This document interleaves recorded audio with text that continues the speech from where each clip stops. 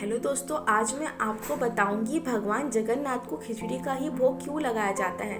हर भक्त भगवान को अपना सर्वस्व अर्पित करने को तैयार रहता है। हम और आप ऐसे कई मंदिरों को जानते हैं जहां भक्त खुले हाथों से भगवान के चरणों में लाखों करोड़ रुपए अर्पित करते हैं। लेकिन क्या आपने कभी सोचा है कि सनातन धर्म के 4 धर्मों में से एक जगन्नाथपुरी में भगवान जगन्नाथ को खिचड़ी का ही भोग क्यों लगाया जाता है। यहाँ भगवान जगन्नाथ को तो 56 भोग भी तो लगाए जा सकते थे ना, लेकिन खिचड़ी ही क्यों, नहीं पता ना। चलो मैं आपको भगवान जगन्नाथ से जुड़ी वो कथा बताती हूँ, जिसके बाद उन्हें प्रतिदिन खिचड़ी का भोग लगाया जाने लगा। बहुत पहले भगवान जगन्नाथ की एक अनन्य भक्त हुआ करती थी, कर्माबाई। कर्माबाई एक वृद्ध महिला थी, लेकिन वह हर दिन रोज भगवान जगन्नाथ को भोग लगाना कभी नहीं भूलती थी। एक बार कर्माबाई की इच्छा हुई कि भगवान जगन्नाथ को अपने हाथों से कुछ बनाकर भोग लगाया जाए, लेकिन उनके मन में शंका थी कि क्या भगवान को यह पसंद आएगा या नहीं। ऐसे में उन्होंने अपने मन की इच्छा भगवान को बताई। कर्माबाई की इच्छा सुनकर भगवान जगन्नाथ स्वयं उनके घर आ गए और कर्माबाई से कहा कि उन्हें बहुत जोरों की भूख लगी है और वे उन्हें कुछ बना के खिलाए। कर्माबाई ने झटपट से खिचड़ी बना दी और भगवान जगन्नाथ को खिचड़ी परोसकर उन्हें पंखा झेलने लगी।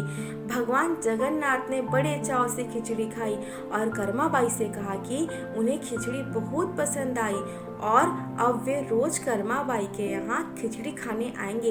कर्माबाई प्रभु की बात सुनकर बेहद प्रसन्न हुई। फिर यह कर्माबाई के दिनचर्या का हिस्सा बन गया। वे रोज सुबह उठती और सबसे पहले भगवान के लिए खिचड़ी बनाती थी। भगवान आते, खिचड़ी खाते, कपाट खुलने से पहले पहले मंदिर चले जाते।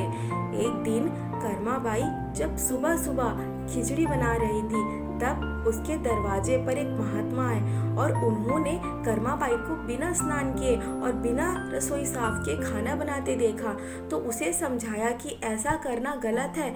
इस पर कर्माबाई ने उस महात्मा को बताया कि वह तो प्रभु के लिए भोग तैयार कर रही है। इस पर उस महात्मा ने उन्हें कहा कि फिर तो कर्माबाई को और साफ सफाई और नियमों का पालन कर भोजन तैयार करना चाहिए। कर्माबाई के मन में महात्मा की बातें घर कर गई। अगले दिन जब भगवान जगन्नाथ आए तो उन्हें खिचड़ी खाने के लिए इंतजार करना पड़ा, क्योंकि कर्माबाई स्नान करने और रसोई की साफ सफाई करने में व्यस्त हो गई। इधर मंदिर के कपाट खुलने का समय हो चला। ऐसे में भगवान जगन्नाथ ने तेजी से खिचड़ी खाई और बिना मुंह धोए मंदिर में लौट आए। ऐसे में जब मंदिर के पुजारी ने कपाट खोला तो उसने भगवान के मुंह पर खिचड़ी लगी पाई और उस पुजारी ने भगवान से इसकी वजह जानने की कोशिश की, तो भगवान जगन्नाथ ने उसे सारी बात बताई और उसने कहा कि जाकर उस महात्मा को समझाए कि भगवान सिर्फ भक्ति भाव के भूखे होते हैं। जब यह बात महात्मा को पता चली तो उसने अपने किए पर बहुत ही अफसोस हुआ और वे भागे भागे कर्माबाई के पास पहुँचे। महात्मा ने कर्माबाई से माफ़ी मांगी और उसने कहा कि वे जैसी भी भगवान को भोग लगाना चाहती है वैसे ही भगवान को भोग लगाए। उन्होंने आगे कर्माबाई से कहा कि आस्था और श्रद्धा से बढ़कर भगवान को कुछ नहीं चाहिए होता है।